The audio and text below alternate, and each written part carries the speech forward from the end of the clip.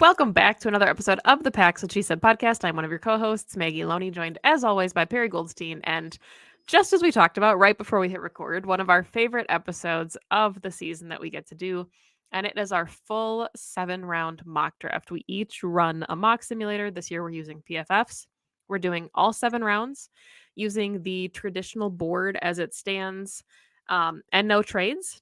I know the Packers are prone to trading, but we always decide that we're just going to make the picks as they are and see if we can get, a sense of what we think the Packers will do on draft night. So this is always such a fun exercise, right? Because we never know how the boards are going to fall. Your board always ends up looking so much different than mine. And it really is kind of an interesting case study on where we think that the Packers will make their selections. So that always is the caveat here at the top of the show, as we say we are drafting what we think the Packers would do, not necessarily what we as Perri and Maggie would do if we were making the pick. So you ready to get started?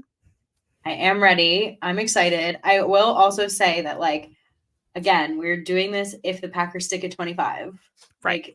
The chances that they do that, who knows? Who knows? Okay. But no trades, because that makes it kind of difficult.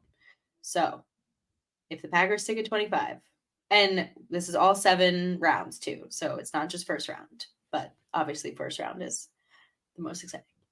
And then, let us know in the comments what you think. If you're watching on YouTube, find us on Twitter at PWSS Podcast. We'll probably have a survey up, and then we'll compare the mock draft side by side like we do every year. So, it's a lot of fun. But Perri, why don't we go ahead and start? All right, let's do it. Chicago Bears on the clock.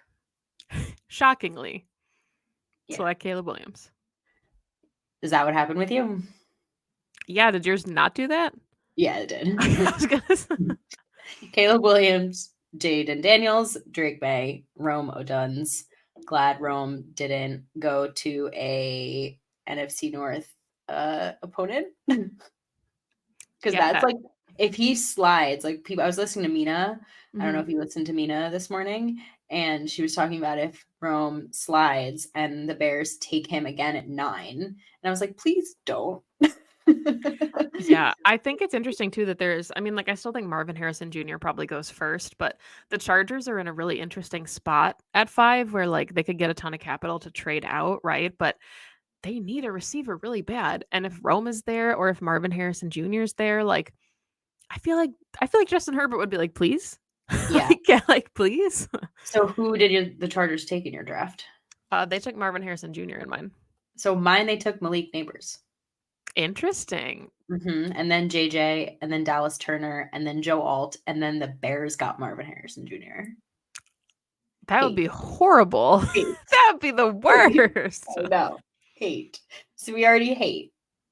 Yeah, we are going to go with however mine falls for the rest of the night because yours don't love it. Right. And Brock Bowers went to the Vikings at 11, which is not going to happen. The Vikings, we know, are looking to trade up and take a quarterback because who is going to catch passes if Brock Bowers gets taken at 11? Who's going to throw passes to him? Yeah, so in mine, Talisi Fuaga, the tackle out of Oregon State, went to the Bears, which I think makes a ton of sense for them. I think an offensive tackle needs to be one of the considerations if they don't snag a wide receiver. And then pick 11 was Joe Alt. So really tackle heavy in my board early. Honestly, a lot of tackles. Corner. Both of those guys are gone for me as well. Both those guys are gone for me as well, just to different teams, Falcons and Jets. Any surprises in yours so far? Any people going earlier than you would think, or other than Marvin Harrison? Other than Marvin Harrison falling to 9, Quentin Mitchell is already gone to the Raiders at pick 13. First corner off the board. Terry and Arnold is gone at 15 to the Colts, which I don't think is a surprise. I think that's right around where. So again, I think if the Packers are looking to trade up, that's probably right around where they would need to for a corner. Jared Verse, first edge off the board at 16 to the Seahawks. Same for me. Amarius Mims is gone to the Bengals at 18. Byron Murphy to the Steelers at 20. Cooper DeJean to the Eagles, 22. And Graham Barton just went to the Cowboys right before the Packers are on the clock to the Cowboys. So I already love this because my board has fallen so differently. Surprise pick at 19, the Rams took Bo Nix. Whoa. With this. Graham Barton's gone. The Vikings at 23 took Brian Thomas Jr., which is just would absolutely hate Brian Thomas Jr. with Justin Jefferson and Joe Alt in that scenario. Would be an incredible draft for the Vikings. And Nate Wiggins went to the Cowboys in my draft. So, but that means I have a lot of really good names still on the board over here. Right. So Brian Thomas Jr. also went to the Vikings at pick 23 in my draft. So that's interesting. I still have Nate Wiggins on my board, but I think, as you know, Nate Wiggins is not my favorite corner. I still have Newton, the defensive Johnny. And out of Illinois. I have Adonai Mitchell, wide receiver, Texas. I have Kool-Aid. I have Jackson Powers Johnson. So what are you thinking? Not loving this, to be quite honest. Yeah. I want to trade back. If I'm the Packers, I'm trading back. I would too, in your situation, absolutely. Yeah.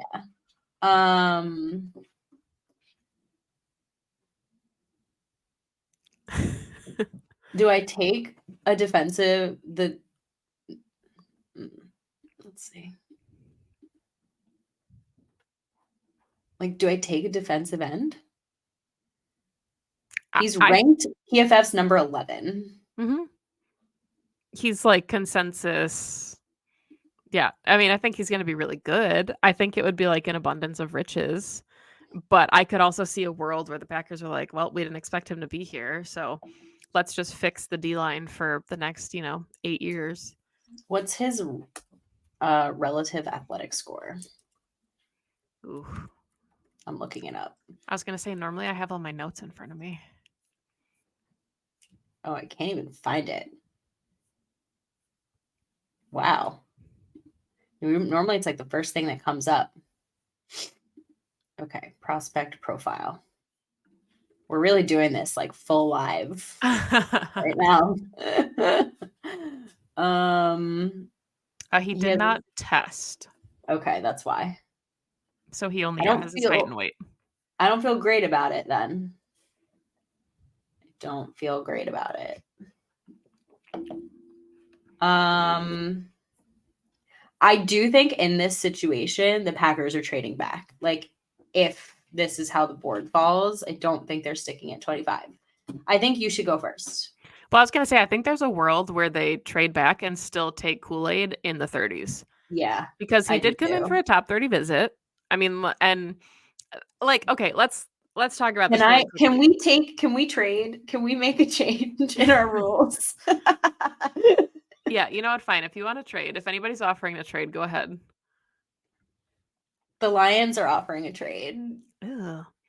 I know. I can do the Kansas City Chiefs are offering a trade at 32. Let's see what the Chiefs are offering.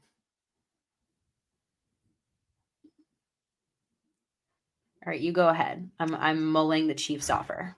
All right. So the way that my board has fallen, I still have Cooper DeJean available to me, and I have Amarius Mims. So let's talk about this, right? Because Brian Gutekunst said that they like players that are position versatile, which is DeJean. Amarius Mims is like the most polarizing figure in Packers Twitter land, right? When it comes to the draft. And I see a lot of people using the Brian Gutekunst statements about versatility as a reasoning for why they would never select him, because they typically like their tackles to fail at tackle and then move them to guard. And Mims is pretty freaking big to move inside to play guard. However, I do think that when you're talking about first round talents, it's different than when you're talking about like day 3 guys that you want to fail. You know what I mean? Like, I think that there are different standards for the selections that you make. That said, because he's here, And I'm going to take Cooper DeJean. I don't think this happens on draft night, which I guess Okay. goes against our exercise, but I do think that if he's there, Jeff Hafley might knock on the door and be like, "Hey, Yeah. what are our thoughts here?" So I'm going to take him for my first. I like it. I mean, he's a very Packers player. He fits a position of need. Another Iowa. Can't wait to hear him read that one out loud. I mean, I think he'd be so fun. And you can move him to safety. I think I'd prefer him at safety. Yeah. All right, so did you take a trade? So I think the most likely is the Chiefs trade pick 32 and pick 95 to trade up to the Packers 25. Okay. Right? Yeah. So Goody gets another third. Loves it. Right. So now the Packers have 1, 2, 3, 4, 5, 6 picks in the top 100 in this draft. All right, let's see. Trade was accepted. Resume draft. Okay, so the Chiefs are on the clock. They end up taking Xavier Worthy. That makes sense. That does make sense. Then goes Jackson Powers Johnson to Tampa. Kool-Aid goes to the Bills. Newton goes to the Lions. Tyler Guyton, Adonai Mitchell, and now the Packers on the clock at 32. All right. Who's there? What are your options? Nate Wiggins, Troy Franklin, Peyton Wilson, Tyler Nubin, Lad McConkey. You have the opportunity to do the funniest thing ever at pick 32 in the first round. I might. I just don't like I'm not I don't know. Are the Packers high on Wiggins? I don't think they would take a corner that weighs 170. I just don't think they would, and I don't know if they value Nubin high enough at 32. Yeah.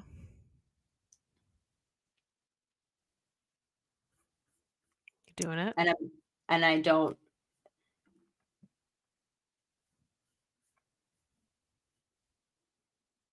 Yeah, and all the tackles have been off my board for quite some time. I'm going wide receiver. Oh man, the comments to this one are going to be super interesting. Oh, let's do it. It's fun. It is fun. Why not? 32. Yeah. There you go. Okay. All right, so I'm sitting here, pick 41, first pick of the second round. And I don't love the way that this board is falling, which was my concern not taking Amarius Mims, because I think that there are some really good pieces of the secondary that you can grab. But I think the best tackles are probably off the board by now. Top 40-ish is where you're going to get all those guys.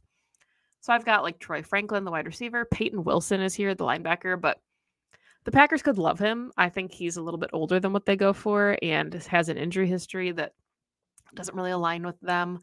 Tyler Nubin's here for me as well. Michael Penix Jr. is here out of Washington. That'd be kind of fun, but absolutely not in the second round. And then a ton of wide receivers. Yeah. Javon Bullard's here as well, the safety, depending on how the Packers feel, about him. But I also took Cooper DeJean, who I expect to play opposite Xavier McKinney. So I feel like that has kind of eliminated me from picking in the secondary with this pick. There's some names here I really like. Like, I think Chris Jenkins, the defensive lineman out of Michigan, is a very Packers player. Yeah.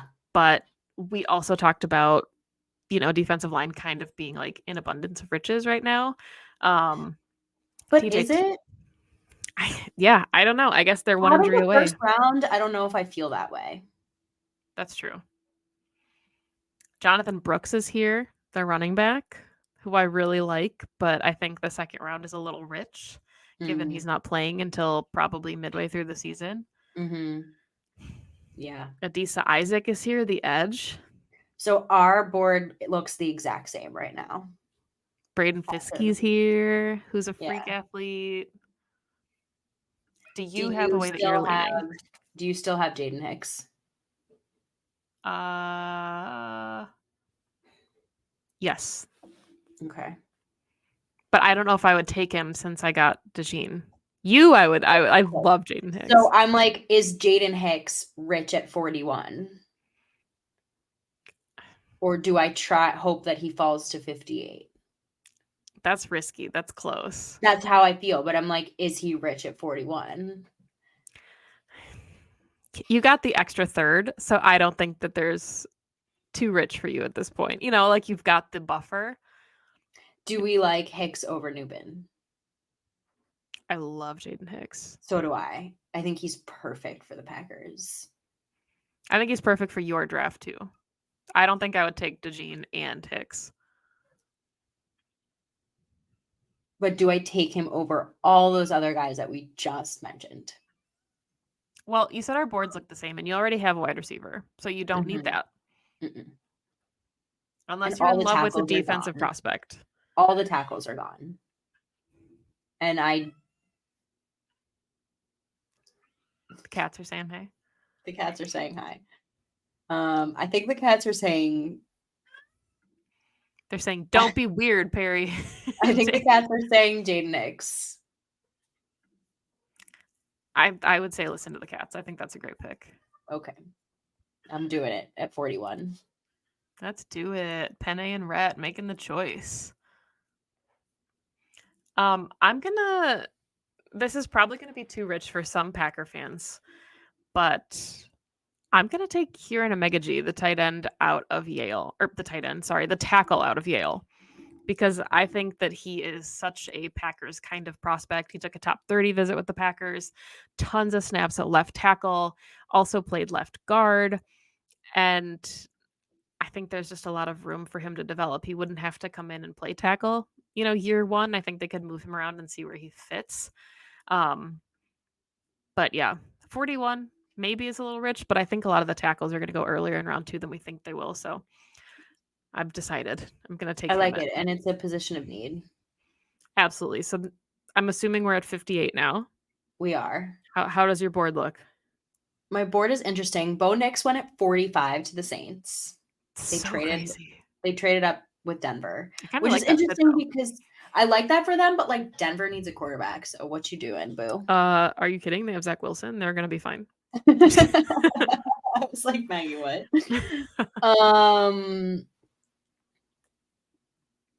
Michael Penix Jr. went to the Rams.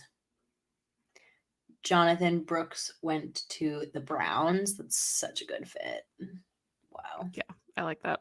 Newbin to the Dolphins. Blake Corum right before the Packers pick to the Buccaneers. I hate that for us. We still have, I don't need a safety, Chris Jenkins still on the board. Love that at 58. Love that at 58. Yeah, that's... have your Yale tackle here also. Edgerrin Cooper. Yeah, that's who my pick was going to be if you don't take him. Oh, shoot. I can't. I mean, that's a no-brainer to me. Oh, yeah. I feel like at 58. Oh, yeah. Can we pick the same player? I mean, we can, but I'll mix it up. Okay. There's another player I really like here. Jalen Wright is still here. Junior Colson is still here, but that feels a little rich also. 58. I do really like Junior Colson as well. You know, it's funny because I'm just going to say this. Like, every time I come into the draft, I'm like, damn, like, I really have to study. Like, I don't watch college football. Like, I need to get to know these players, blah, blah, blah. And then I get to this week and I'm like, wow, I know so many players I'm expected to. I have to take Cooper. Yep. I have to take Cooper. Oh, yeah. All right. Some names on my board. Christian Haynes, the guard out of Connecticut, is still here. Chris Braswell, the edge out of Alabama. I have Blake Corum on my board. Chris Jenkins, the D-line, is here.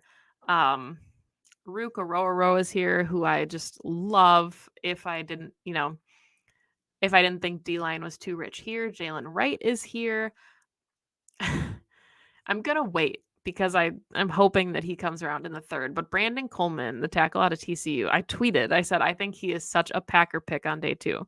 Mm-hmm. Hopefully he lasts till the third round because I think he's fantastic. And I think he could start at right guard immediately for the Packers. But I'm going to take Marshawn Kneeland out of Western Michigan, the edge. I think he rounds out that room so perfectly. His draft stock is rising. Could be a surprise first round pick for somebody. So if he's still there all the way into the late second, I think he's the perfect pick for the Packers. That's a good one. That's a really good one. He's a name that's been floated around a lot. He went to the Washington Commanders at pick 67 on my board. Are Packers fans going to freak out that I haven't taken a single offensive lineman yet? Probably not. I mean, I think we've all expected that they're going to get at least 3. So if that happens all on day 3, we've seen them make it work, right? Zach Tom, Rasheed Walker, tons of guys were day 3 picks. So I'm at 88, and I would imagine that you also are at 88. You just have we have 91, and then you also have 95. Mm-hmm. All right, so who do you like at this spot? There are some crazy things happening with my cats right now. I apologize for any noises at the moment. I am looking at some interesting choices. So I have a lot of picks coming up. So I think I have a lot of flexibility. I have Bucky Irving. I have,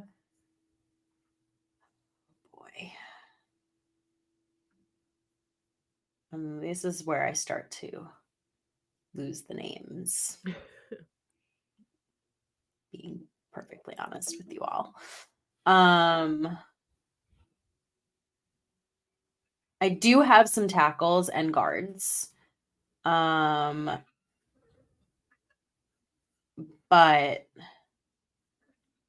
I'm not hyper focused on that side of the ball. Yeah, that's fair. But I'm starting to lose value as I scroll. And I have, like you said, I picked 88, I picked 91, and I picked 95. So I think the best player on my board right now is Bucky Irving. And he's a position of need. And he's kind of fun, no?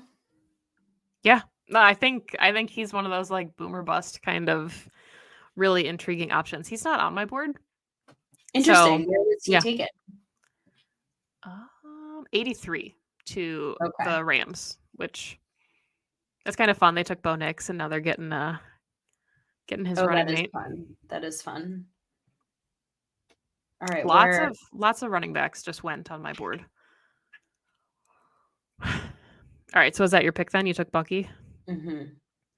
I've got some really good options here as well at running back. I've got Ray Davis out of Kentucky, top 30 visit with the Packers. Marshawn Lloyd out of USC is also available here. Mm-hmm. Renardo Green, the corner out of Florida State, I know is like a sneaky love for some Packer fans because he's just like a really aggressive man corner. And that's, if we're talking about Jeff Hafley wanting his guys to play physical and press, you're not going to find many better in this draft than Renardo Green. So I do think that's really intriguing. Safety, Dadrian Taylor Demerson is here, who I just adore at safety. I think he's fantastic. Jeremiah Trotter is here, the linebacker, and I'm realizing that I maybe need to invest in inside linebacker since I didn't take Edge Cooper like you did earlier. But because we have picks 91 and 88, I'm going to go ahead and I'm going to take, my brain says to take Ray Davis because he had a top 30 visit with the Packers, but I think Marshawn Lloyd might have a little bit more upside as a prospect. So I'm going to take Marshawn Lloyd at 88. Love it. All right. Okay. Who you got?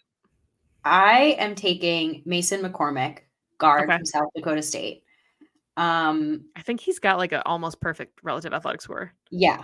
So he tested out of his mind. I also feel like because he's one of those more local school, like I know Packers scouts have scouted him. Like, right, if I'm thinking like who are the Packers going to take at this point in round 3, they know these schools, right? And this is a player that I know that they know. And if they're going to take a flyer, not a flyer, but if they're going to take like pick 95 on a crazy relative athletic guard, they're going to do it from a school that they have scouted out. So I feel good about this pick. I think he started a lot. I'm looking at my 3-year team captain. So has a lot of playing time under his belt. Can link up with Tucker Kraft. Get all the tea from from Tucker Kraft. So that's my pick. And we got an offensive lineman, guys. I like it. That's a really good one. I am. Oh boy. Okay. Let me look. Let me see. Yeah, Brandon Colbin went to the Bears. Of course he did, because nothing nice can ever happen when I like a prospect. Yeah, we're getting. There's still Ray Davis is still here. If I wanted to double up, Mason McCormick's on my board. Jeremiah Trotter, the linebacker, is still here. Tyrone Tracy, who I love, is here. But I'm gonna also take a tackle, or I guess an offensive lineman, even though I already took one. And I'm going to take Dominic Pooney, the tackle out of Kansas. Nice. He was like the first offensive lineman that I studied in this draft class and went, oh, he's a Packer. Like, he's got a ton of tackle experience. You can kick him inside, probably projects better as a guard at the next level. And I think he's just a good fit. So now you have the extra pick as we round out the third here. Number 95, what is happening for you? I have Kansas City's 95. So it's so interesting because normally the third round is terrible for the Packers, and I have 3 of them. So I'm going to caveat this by saying I think if the Packers made that trade that I made, trade with Kansas City, trade down to 32, grab an extra third, I do not think the Packers are making 3 picks in the third round. They're probably using one of these thirds to make another move. Now, I didn't, obviously, but I think Goody does. So I'm just going to caveat that by saying I don't think these 3 picks actually happen where they do. However, here I am picking at 95. I have Renardo Green out of Florida State. I have Dadrian Taylor Demerson still on my board. Do I take 2 safeties? Good. Do I take Cedric Van Prawn out of Georgia? I haven't taken a tackle yet. I don't know if I want to take 2 interior guys. Michael Hall, done. There you go. Yeah. Sorry. That's a good one. Gasps. Yeah.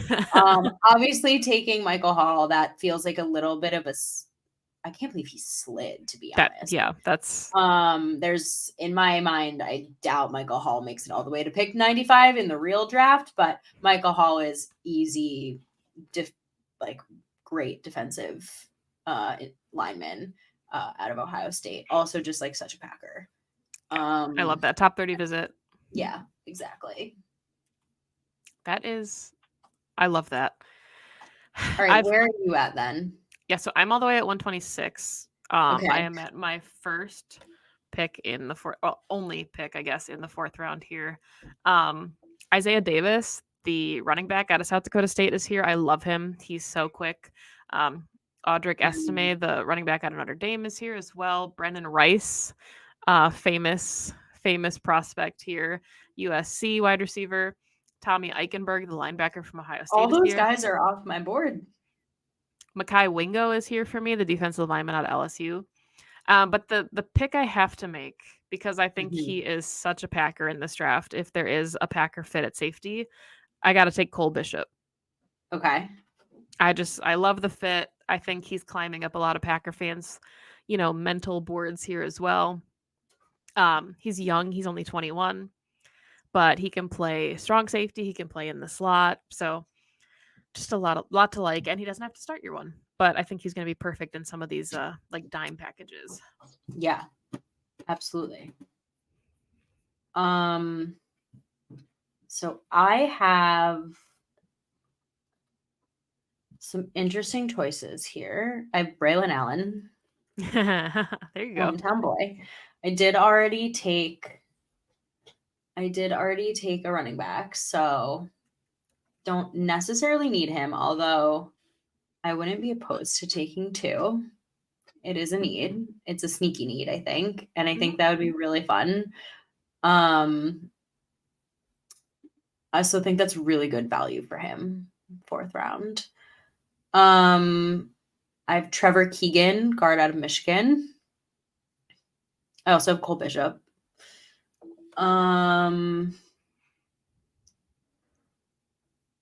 I have Isaiah Adams, tackle out of Illinois.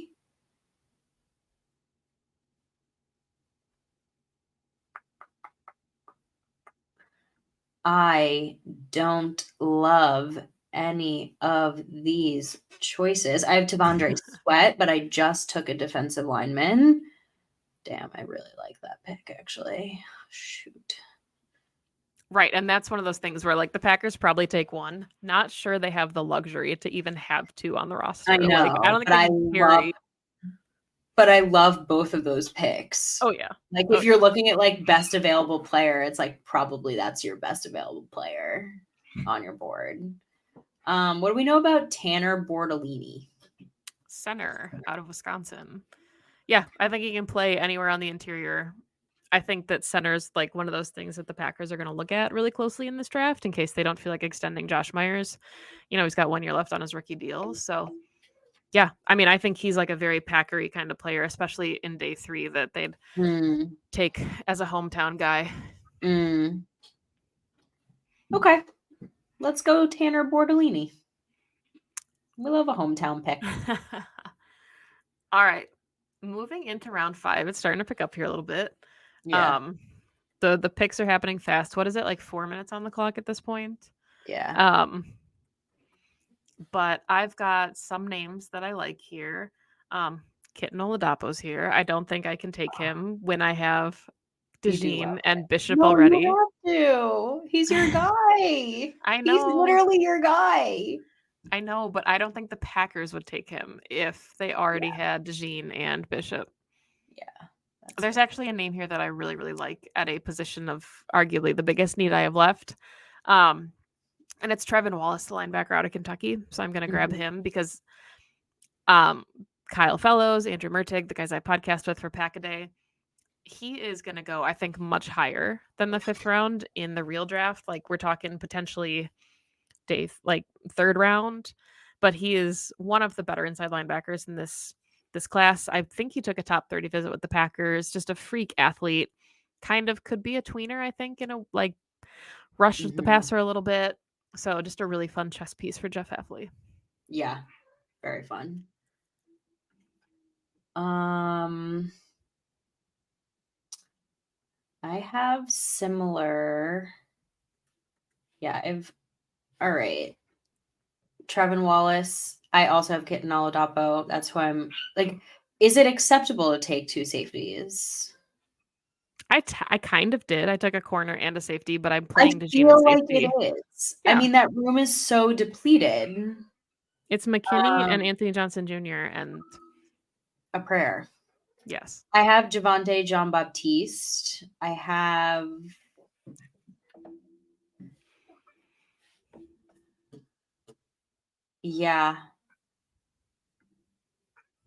I like him as a player too much, but we're thinking as the Packers would. We're thinking as Brian Gutekunst. But that's right in his sweet spot, right? Round 5. We haven't taken a corner. Same. I mean, okay, I did, but I'm not playing him there. You took a DB. Yes, there you go.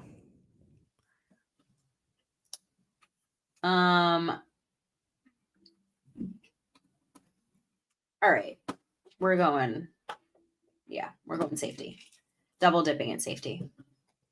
Smart move. I think the Packers will. It's just, the gems are a little harder to find this year.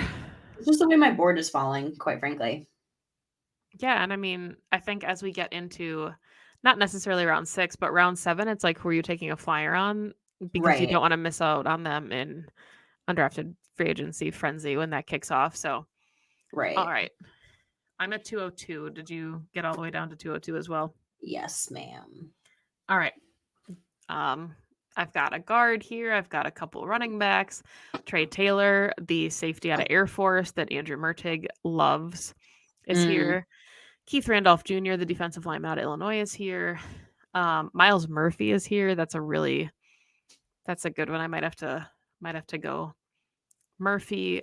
Joe Milton the third is here, quarterback out of Tennessee, who I think is a ton of fun. Christian Boyd, the defensive lineman out of Northern Iowa, is here. I think had a top 30 visit with the Packers. So I think this is where I make my pick for one more defensive lineman to round out the room. So I'm gonna go with. There's some good ones. I'm gonna take Miles Murphy out of North Carolina as my 7th, I think, defensive lineman. Okay. Rounds out that room. Okay. I like it. I have very similar choices to you. My top rated player is a punter. I'm not going to do that. Promise. I have Javion Cohen, guard out of Florida. I've only taken interior guys. Okay. But again, like I feel like the Packers they'll put you wherever they need to. A lot of running backs. Also Miles Murphy. I'm looking at Elijah Jones, corner out of Boston College, but he's further down, and I'm feeling like I could maybe wait for him to fall to 219 as a corner flyer that Jeff Hafley is familiar with. Yeah. If he likes him, that's another question. So I might, here's my one thing about PFF. Can you see who you've taken? No. Yeah, this is my one qualm. But because I was thinking the same thing. This is my third offensive lineman, but I feel okay about it. So I'm going to take a flyer on this guard. Okay. From Miami. Nice. Because that's all you can do here. All right. So I'm at 219. And I have to do it. I'm going to take Joe Milton III. I think we talked about him on Packs, what she said before. I think he is such a fun backup quarterback, developmental prospect to work with Sean Clifford, even if he's a practice squad guy. But I think Matt LaFleur is going to have a ton of fun with him because he's a really, really good athlete who needs to work on his actual quarterback traits. And Matt LaFleur is really good at that. So love it.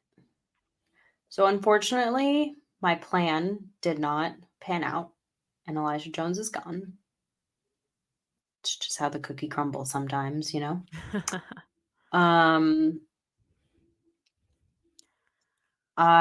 punter is still here. It's a sign. I'm not taking a punter. I'm just joking. Christian Boyd. I could not take another defensive end.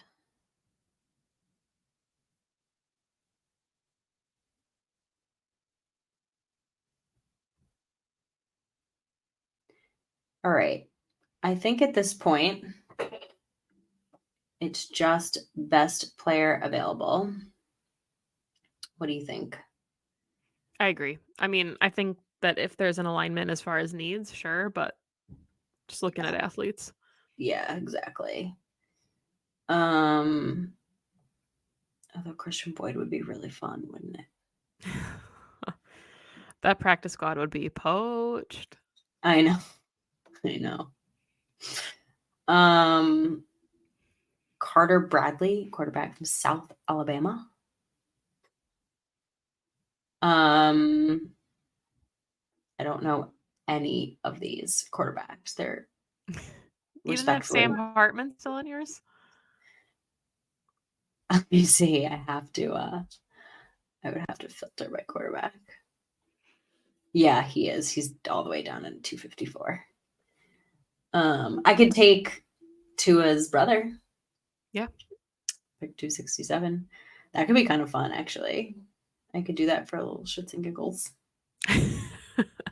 It's the 6th round. Like, I might do that for fun. Let's do that. Come on over, Mr. Tungavailoa.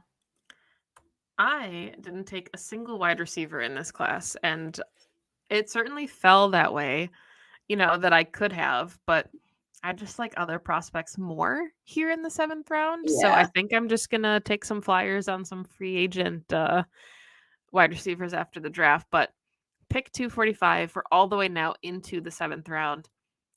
I'm going to take Dylan McMahon, the center out of North Carolina State. I mocked him to the Packers in one of our mock drafts for Pack-A-Day earlier this season.